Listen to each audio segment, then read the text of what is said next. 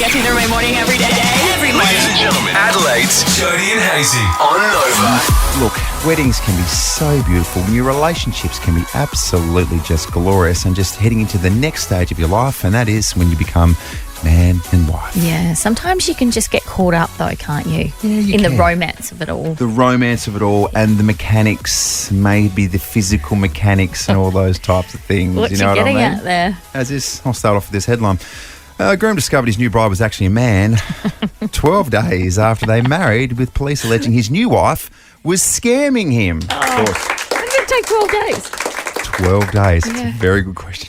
12 days of Very, very good question. being completely oblivious to the fact that your new wife is a man. I just thought she always did a wee standing up. Anyway, the Indonesian man known only as AK had been dating his partner Edinda Kanza for a year in person after meeting online. Yeah. The couple, both 26, decided to tie the knot and opted for an intimate ceremony at AK's home in West Java. Ooh, fancy. After Kanza told him she had no family left. Oh. Well, we can't go to my place. No. Classic, because I got no family. Yeah. The newlyweds swiftly moved in together as a married couple, but it did not take long for the groom to grow suspicious of his new wife, I bet. Little did he know, his bride was allegedly in the midst of a sinister plan to steal his family's assets by pretending to be a woman. In reality, AK's new wife had been pretending to be a woman for over a year in order to carry out the crime. Kanza reportedly avoided intimacy on their wedding night by telling him she did not feel well and that she was menstruating. Oh. And there was no follow-up questions from AK. Because the minute you say that word in front of any man, they run a mile. Oh, no more questions All asked. right, I'm just going to go get a beer. I'm good, thanks. I get it. Yeah. 13-24-10. What did you find out late into the relationship? Or did you find out that your new wife was a man? Yeah, 100%. I mean, it happens. It happens. Just a small oversight. Oh, clearly this is very, very physical situation. But look, they were together for a year. Yeah, right. Before this happened. Yeah. A year and 12 days before my boy AK found out exactly what was going on with his beautiful partner. Did he never see her/him naked? I don't know. God. Clearly they were waiting until perhaps the Marriage. wedding day Oh, yeah, okay. to get intimate, That might have been a thing. and then she dropped that absolute Hail Mary on her part as to why not. I bet I know what you discovered about Cara when you married her, just that she's an absolutely flawless human being. Boom! Also a man.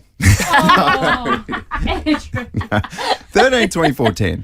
What did you discover late in the relationship? And maybe it was a bit of a game changer. Because sometimes people hang on to some pretty solid dark secrets maybe. Yeah, that's true. And eventually, as we know, Jodes, they will always emerge. Yeah, the truth always comes out, doesn't it? Do you remember the show? There's Something About Miriam. Oh. Do you remember that? Oh, Yes. yeah, remind me again. Competing for the hand of a lovely, gorgeous young lady. Yes. And everyone, except the other contestants, who were men, knew that she was, in fact, a he. Oh. Outrageous. You watched it? Yeah. Okay. Absolutely. They got in a lot of trouble as well. Oh, did I they? think the show got sued. Yeah. And all sorts of things. But Yeah. that's something that was found out later on in the Oh, relationship, goodness me. that Miriam was actually a man. Yeah, I don't know if you can put together a show like that, can you? I'm not in 2024. No. Greg Oddie, Yeah. what's he got? He's pretty flawless, isn't he? I discovered after I married him that he'd broken his nose about 7 times. Oh, what a monster. But I probably could have joined the dots on that one. Let's go to... Oh, it's always juicy when it's anonymous. Good morning. Hi, morning. What did you find out about your husband? Well, I was together with this person for 28 years, had 2 children, got proposed to twice, but only got an engagement ring, and this year found out through birth-test marriages that he was still married Whoa. to his first wife. I confronted him, and he said he couldn't remember.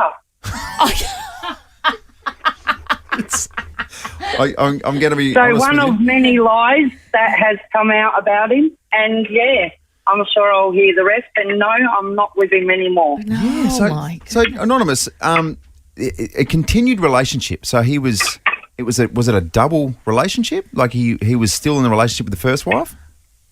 No, she didn't want anything to do with him, and I actually thought they were separated for 3 years. Yeah, right. I mean... So I didn't know. I just didn't think. And then when I was having bad feelings and then a lot of lies were happening, I ends up like researching and finding out. Wow. I mean, you can forget things like putting the garage door down or, Yeah. you know, buying milk. You don't forget that you're married, do you? Oh, bloody hell, that's right. I'm married. It doesn't really happen, does it? Thank you so much for that call. That's incredible. Sharif, what did you find out about your ex-husband? That he had false teeth, like full sets of dentures, top and bottom, and I found out on our honeymoon. We were on a glass bottom boat going out looking at fish, and he didn't know that he got seasick. I didn't know that he got seasick, and next minute I've got 2 sets of teeth in my hand. I'm looking at one of the assistants on the boat going, what? I won't say the other word.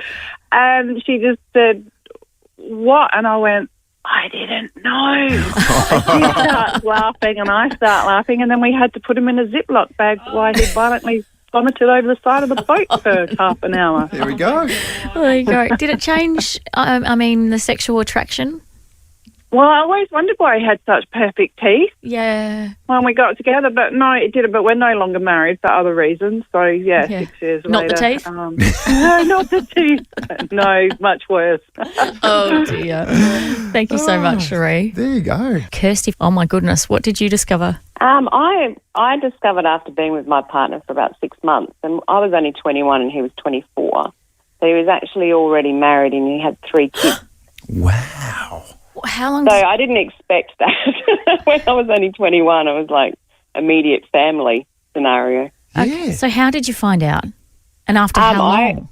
I actually ironically found out because a girlfriend of mine actually told me. She knew him through other avenues, and so I actually said to him, you would never keep anything from me, would you? You would tell me everything about what's going on in your life, etc. And he came clean. I mean, in his defence, it'd be a hard thing to bring up. Oh, by the way, I'm still technically married and got 3 kids under the age of 5. Yeah. So when you say Kirsty was technically married, like, was he seeing his other wife as well? Was he leading No, like a he double wasn't life? seeing. No, he wasn't leading a double life. He just hadn't. He'd separated supposedly. Looking back now, I actually wondered whether he had, because we're divorced and moved on. So, but basically he was still married, but he hadn't actually got divorced yet.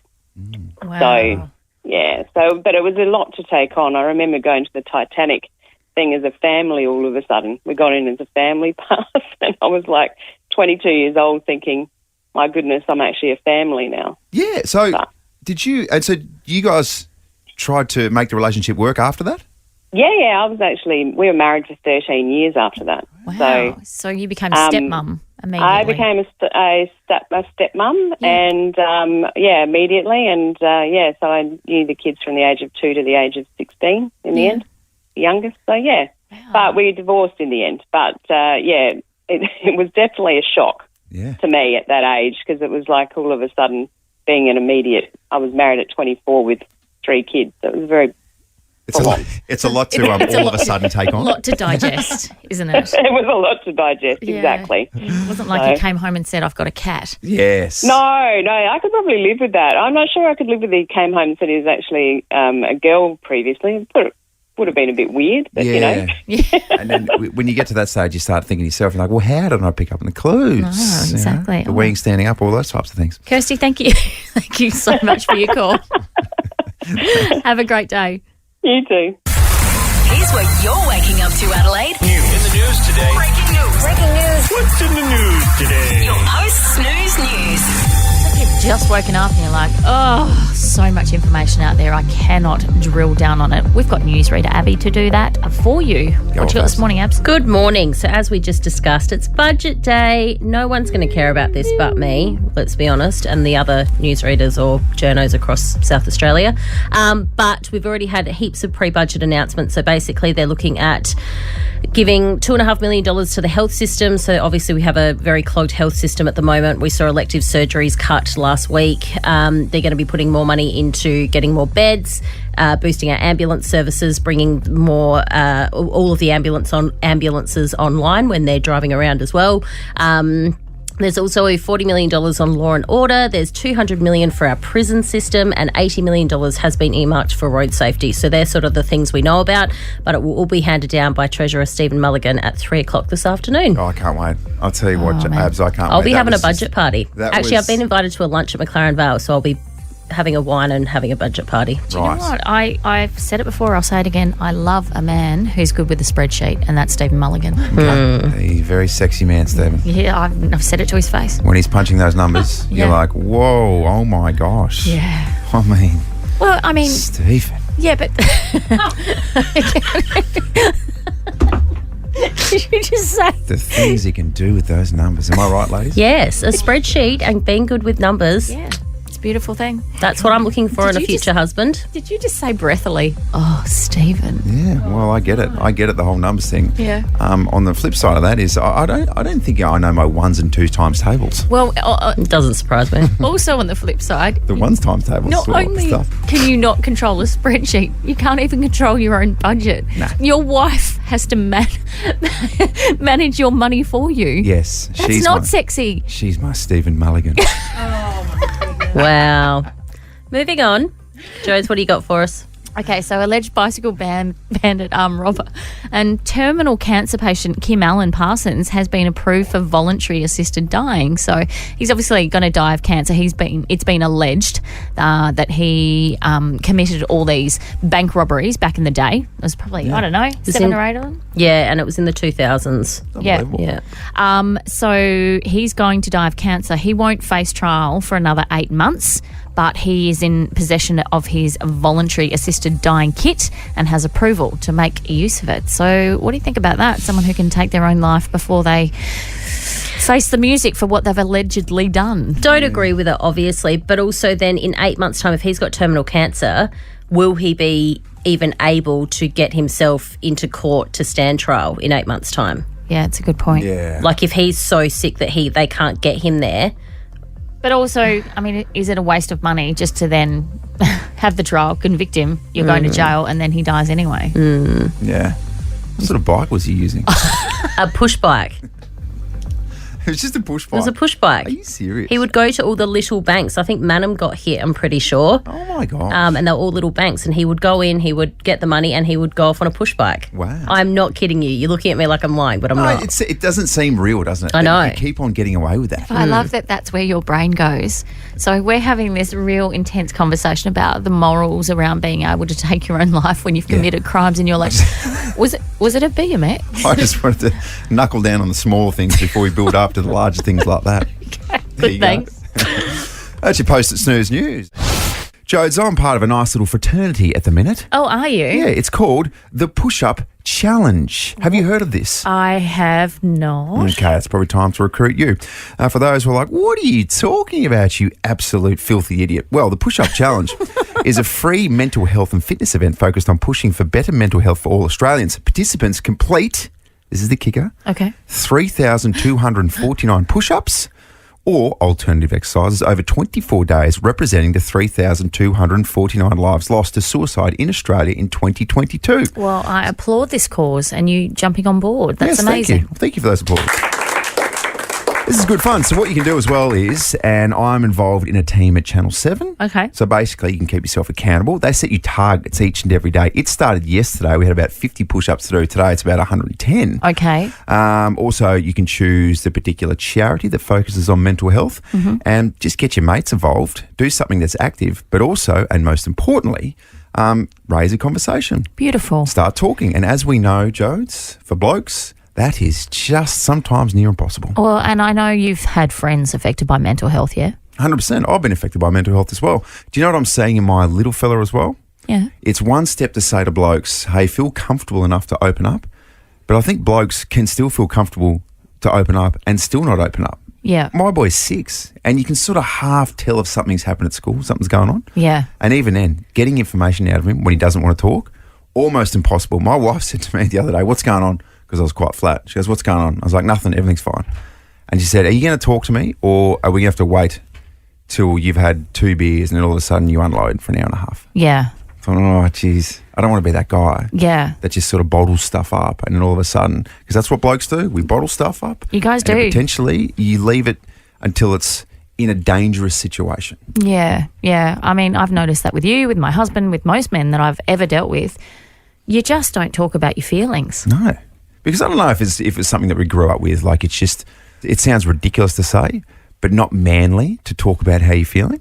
Particularly back in the day, blokes aren't supposed to feel anything else but Strong. big and macho and strong. Yeah. Versus now, obviously, it could save lives if you talk about how you're feeling, and that's what this is all about. But it's just incredible for me in my lifetime to see how much things have swung from that ridiculous stereotype to hopefully, and we're not there yet, and who knows, we might not ever get there, but we're trying to get to this place where it is completely normal and understandable and absolutely healthy to talk about your feelings each and every day. Well, I love that you're working in this space and taking on this challenge. How many?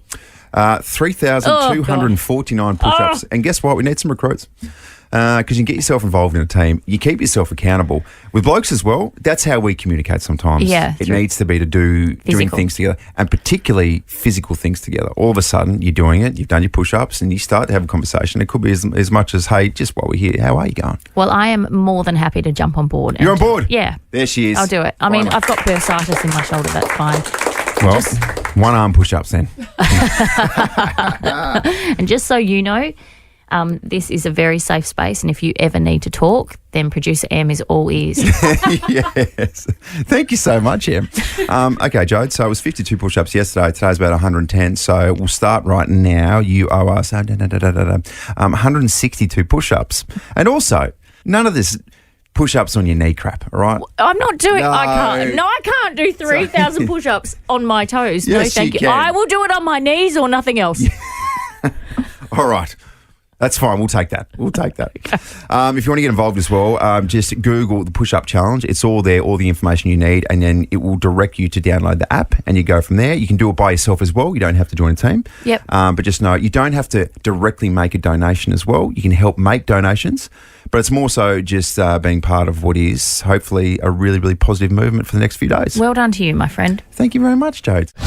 Jodes, we've both got youngsters, and boy, oh boy, when they start putting their sentences together, it can be really dangerous. Do you know what I mean? It can be a lot. Yeah, they seem to pick up on all sorts of words that you say, even if you say it once or twice, and all of a sudden they're saying back at you, and you're like, wow, that's wildly offensive. Yeah. Toddlers are like little psychotic parrots, aren't they? Yeah.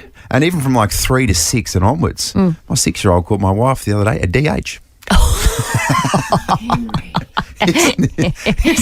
Isn't that aggressive? Oh, that's a lot. I'm not sure that she ever deserves that. And also, my 3-year-old Lottie called my wife a psycho as well. So get away from me, you psycho. But there's one tactic that we use, and I don't know if you do this as well. Yeah.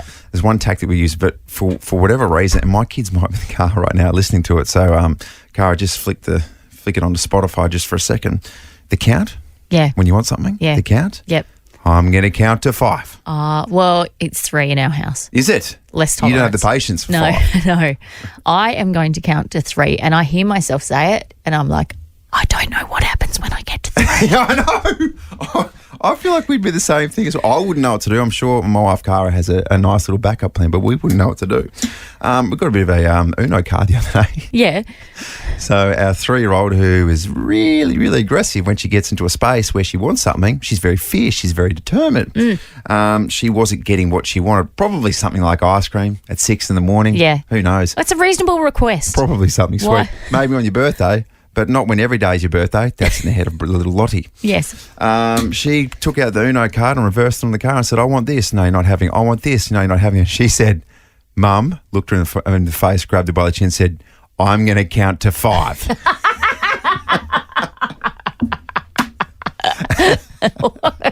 So a 3-year-old threatening you, looking you in the eye and saying, that's it, I'm going to count to 5. Cara said she got to 3. Yeah. And Cara was almost in tears laughing. Yeah. Before she went down a different track. It's not going to happen. I showed you a meme yesterday, and we both cracked up laughing because it's so true. It's like, why am I arguing with you? Yeah. You can't even put your shoes on the right foot. Yeah. I want to get my point across to you. Like, hang on, you're wearing a shoe as a hat. Let's get ready to rumble.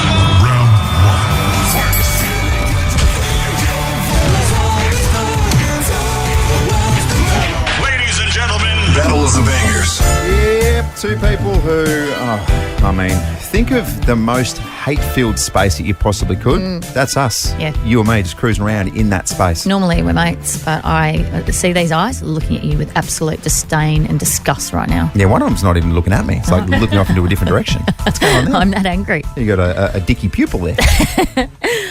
So this is how it rolls. We have a theme each and every week. This theme is guilty pleasures. So those songs that you probably shouldn't like, but you really, really do. Gosh. Did I say thongs? We talking songs or thongs? And what sort of thongs we talking about, Joe? Leave that to your imagination. Okay. So do you want me to go first? Yes, please. Okay, so mine is a debut single by American rapper Vanilla Ice, Kay Kennedy and DJ Earthquake. And honestly, Kay Kennedy and DJ Earthquake do not get enough credit in this space. And it samples the bass line of the song Under Pressure by Queen. Did you know that? I did know that, actually. Okay. Hit me with a bit of Ice Ice Baby, please. Bang.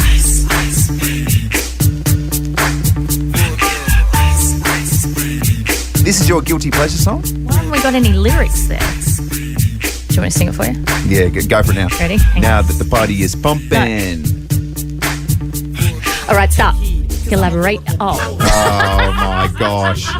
You are selling it so poorly. I thought it was the start. That's good, isn't it? Really, really know your product, don't you?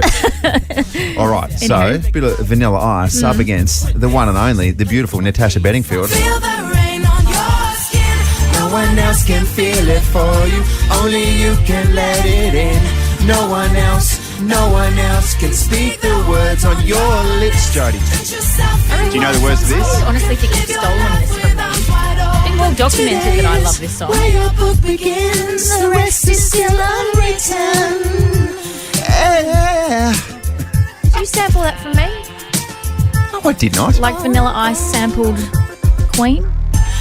Did I sample this from Jody? I don't think you're on the credits here for this one. Yeah, right.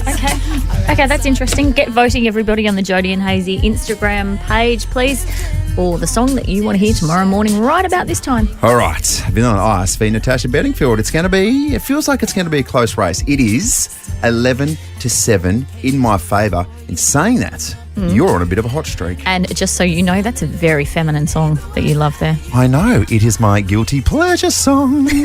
I'm probably not supposed to like songs like this. No. But it just gets me up and about, you know. Yeah. All right, whatever floats your boat. All right, get voting. Like you said, winning song will be announced tomorrow morning at 8. I really need a chit chat. Let's have a chit chat. It is so time for a chit chat. Let's go, girls. Yes, this is where we download on all the stuff that's really annoying us women during the week. Abby from the newsroom, that would be everything for you. Correct. Yep. Producer Zoe. Not so annoyed this week. I'm all right. You okay? Yeah. All right. Okay, let's get into it. Yeah, so this is something that I haven't really spoken to you guys about, but I've been talking amongst friends about. And basically, a good friend of mine, she is single. She hasn't found her person yet. And she is having tests to basically become a mum. She's going to do it on her own. Right. Single mum. Right. Now, every time my sister has brought this up twice with me and said, why don't you look at freezing your eggs? I'm 34. Haven't found the one, haven't found who I'm going to settle down with. And it's funny because the 2 times that she's brought it up, I get teary and I can't talk about it.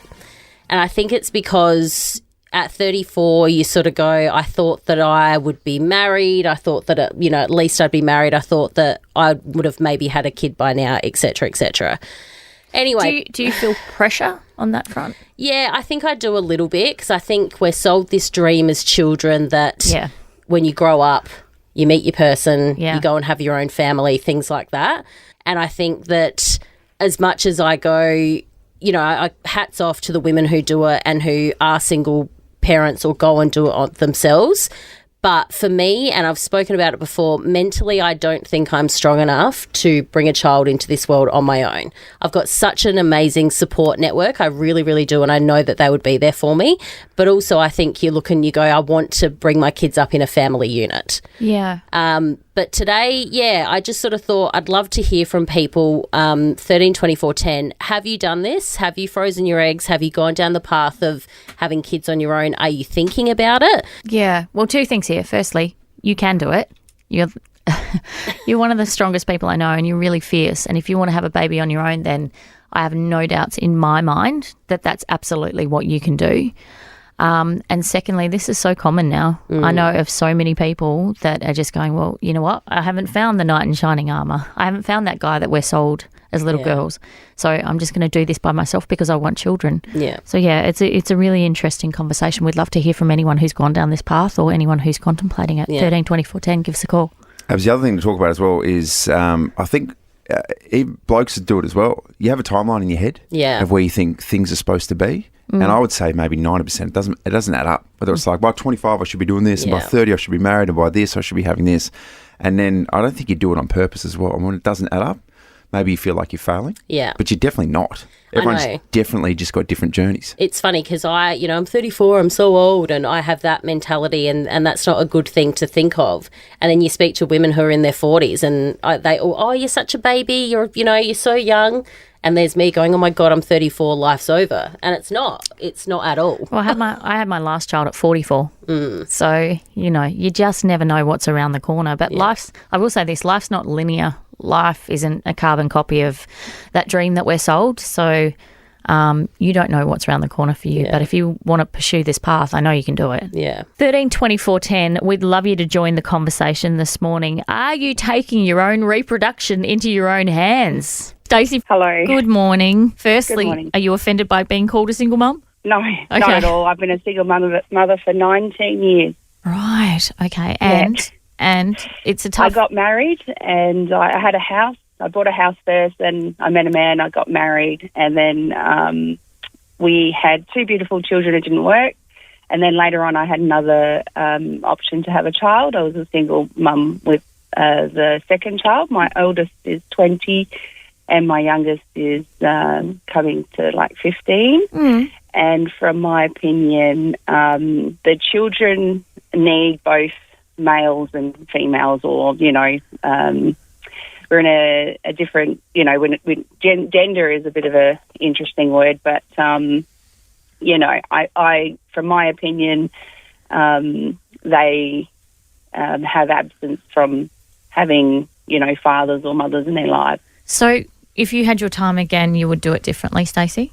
Absolutely, for sure, definitely. Yeah, I believe that the child should stay in a house and the parents should move out.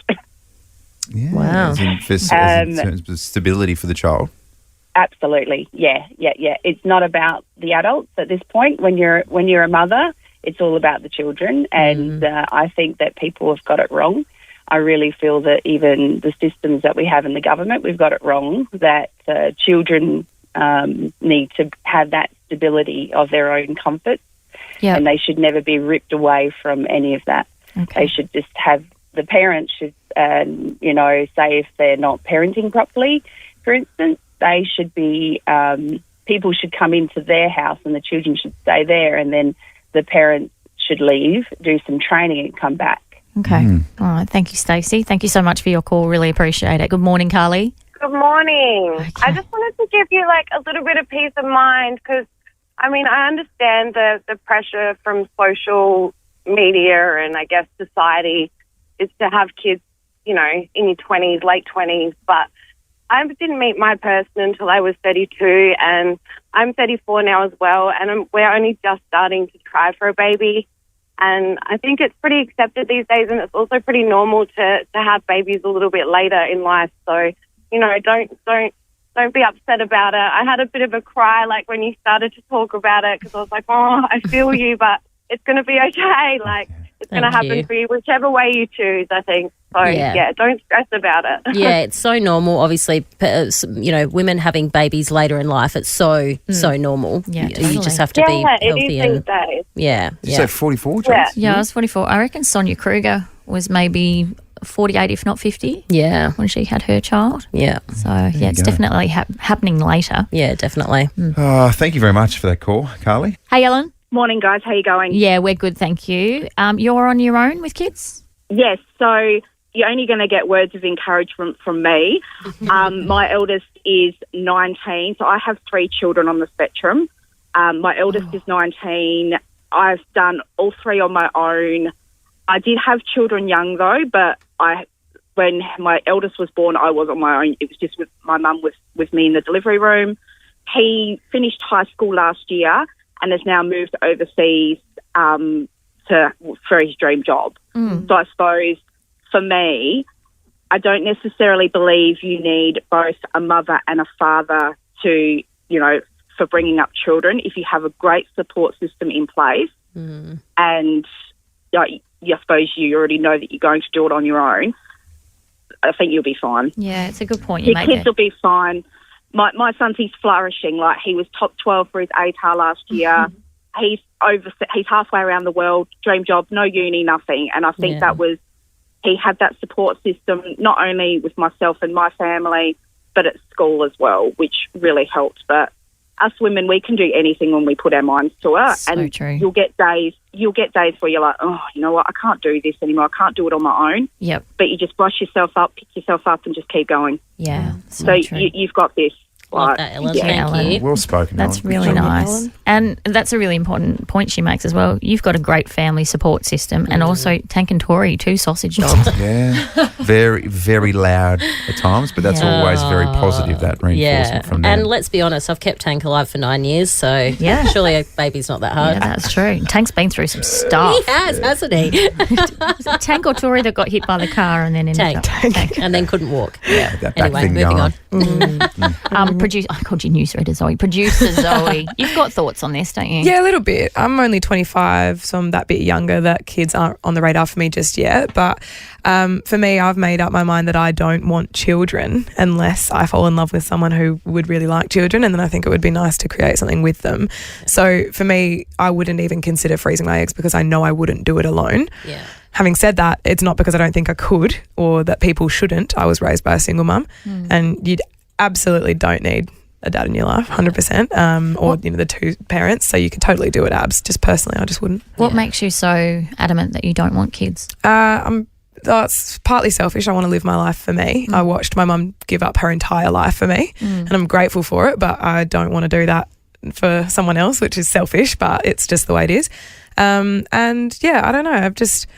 I'm not sure that I have the capacity to raise someone else. You've spent some time with Lottie Hayes, haven't you? I hung out with Lottie Hayes once and it was over. She's a lot. She sucks the life out of you. Bless her. Bless her. Beautifully, though. Yeah, in the best way. Yes, when you look back at it after a couple of Chardonnays, for sure. Yeah. We can continue the conversation as well via text 0400 919 919. But everybody called through this morning. Thank you so much and well done. Some really, really good opinions and some very, very nice words, Abby. Thanks for everyone who called in and commented. I appreciate it. Not easy to be vulnerable on the radio like that, so it's we not. really appreciate No it. tears yet, so that's good. Yeah. Watch this face. I'll break you. Don't worry, at some point. Joes, right now we're in this absolute beautiful little sweet spot of AFL and AFL skits and AFL humour on social media. Yeah. And, we've spoken to the Kick It Forward podcast guys. Yep. There's some other guys getting around called Anything is Content.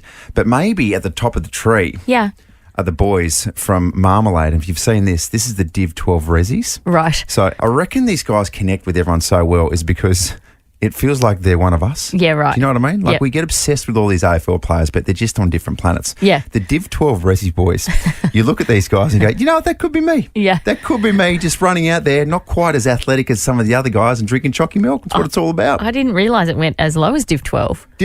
Who knew? Who knew? All athletes in their own capacity. And yet here we are. I would say that their captain, 100%, is a young man, a fearless, young, beautiful man by the name of Checkers, and he joins us. G'day, Checkers. Good morning to you. Cheers for having me. It's good to be on. I heard you giving us the rev up just then, and I was thinking there's never been a hamstring done in the Div 12 Rezzies, so maybe there's a spot for you. Oh, geez, I wish, mate, but I'm at least 8 to 12 weeks. Hey, tell us what's happening tomorrow night at Argana Park, which, of course, is a beautiful spot where the Elizabeth Eagles play their home games.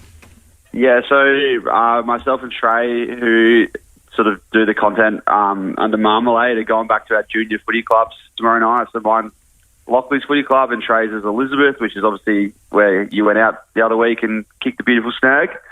and we're playing against each other in a bit of an exhibition match for the long weekend. So hopefully get a bit of a crowd down to Elizabeth, bring some fans back to local footy and back to Elizabeth, and try to do one better than you did and not do any injuries.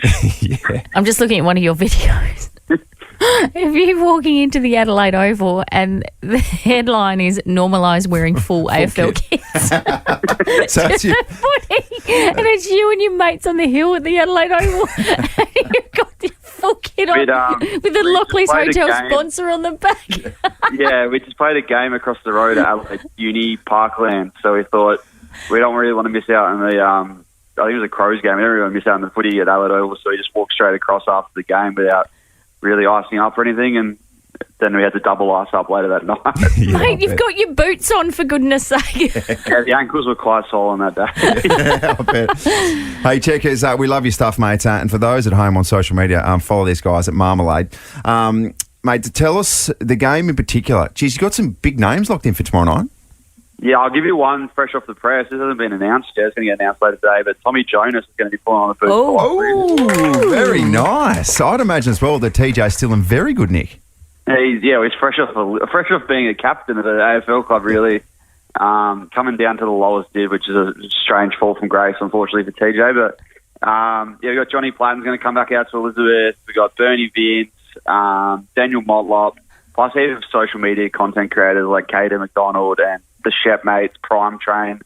But should be a couple of thousand people down Elizabeth, and it should be a great night of family fun. I know there's going to be a lot of chocolate milk handed out, so I think they're looking at about 4,000 free cartons to be handed out of chocolate milk. So Elizabeth will be swimming in chocolate milk by the end of the night, I reckon. Oh, well, we absolutely adore what you're doing right now. Thank you so much for taking the time to have a chat with us this morning. No, thank you so much, guys. Hopefully see you down there, Hayesy.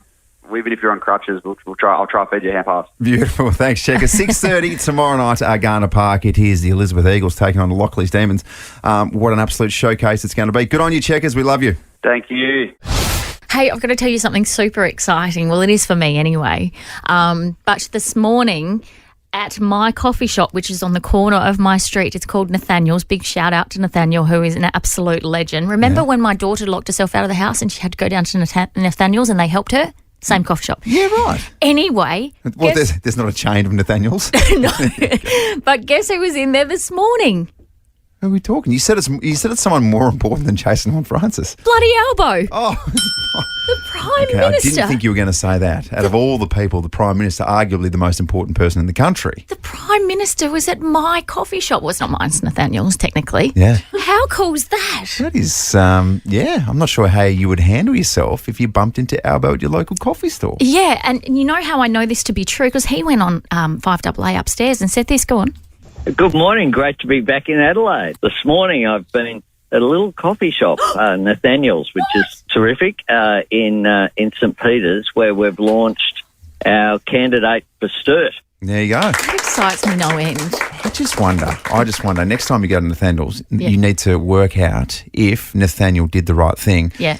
And if Nathaniel's part of a different generation, did Nathaniel grab the Prime Minister and say, can we just get a quick photo? Did we get just for the wall and just for our social media? Oh, he's very unassuming and lovely, Nathaniel. I don't think he'd be that forward. But the Prime Minister's people had to come in beforehand and can you see how excited I am? Yeah. And sweep the coffee shop and make sure that there was no one sinister in there. So they had to get security to go through. What are they sweeping it for? Oh, no. I don't know. Nothing's going to happen. Can you do us a favour? Can you do us a favour? And you'll probably go to Nathaniel's today. Yep.